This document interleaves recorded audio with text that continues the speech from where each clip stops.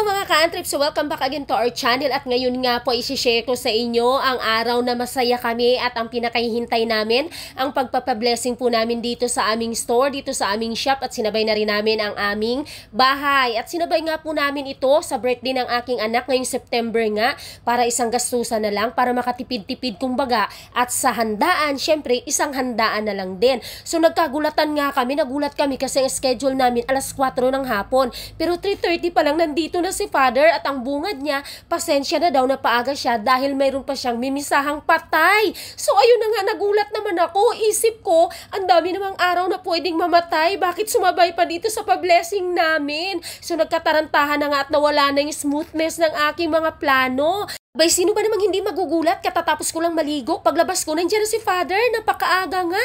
Mabuti na lang nakapabili din kaagad ako ng kandila. Maaga pa kaya may nagamit kaming kandila. Sobrang ang pagkaaga ni Father. Muntik nang hindi umabot sila ni nanay at tatay ko. Kasi nga, alas 4 ang akala nila. 3:30 pa lang nandito na si Father.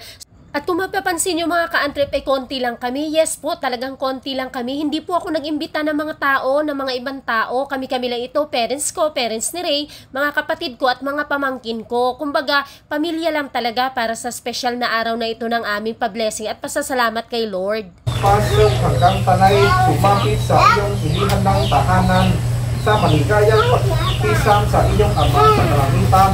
Hari namin nabubuhay kasama ng Espiritu Santo magpasa walang hanggan. Amen. Ang banal na tubig na wang ito ay napapakilala ng pakitiisa sa kamatayan at muling pagkabuhay ni Kristo sa sakramento ng Bigyan. Manamin sumasa amin ka sa mapasa amin ang kaharian mo, sundin ang loob mo dito sa lupa para nang sa langit.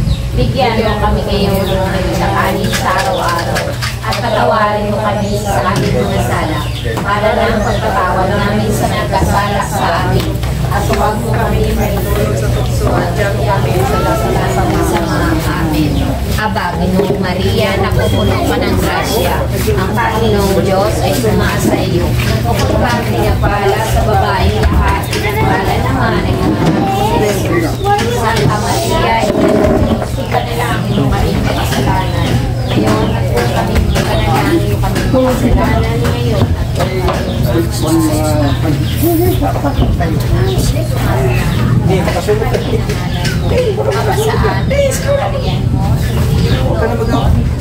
para ng kasalanan. Santa Maria, Ina ng Diyos, ipanalangin mo kaming makasalanan ngayon at kung kami mamatay. Amen. Aba, Birhen Maria, napupuno ka ng grasya. Ang Panginoong Diyos ay sumasa iyo. Bukod kang pinagpala sa babaeng lahat, pinagpala naman ang iyong anak na si Jesus. Santa Maria, Ina ng Diyos, ipanalangin mo kaming makasalanan ng ngalan mo. Mapasa amin ang kaharian mo, sundin ang loob mo dito sa lupa para nang sa langit. Bigyan mo kami ngayon ng aming kakanin sa araw-araw at patawarin mo kami sa aming mga sala para nang ang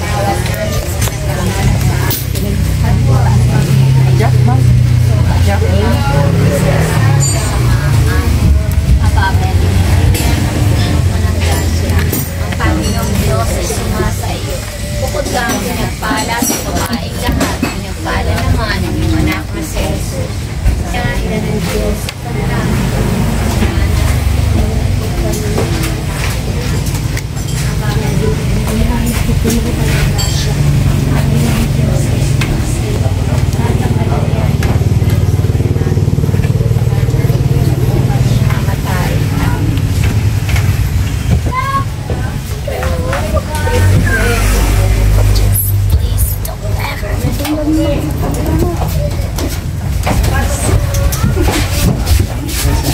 sundan mo lang. Sundan mo. Ang palain kayo ng makapangyarihan ni Diyos Ama at Anak at Espiritu Santo. Kristo ay mahalaan sa ating kalooban upang manuman ang ating ganapin sa salita at sa gawa.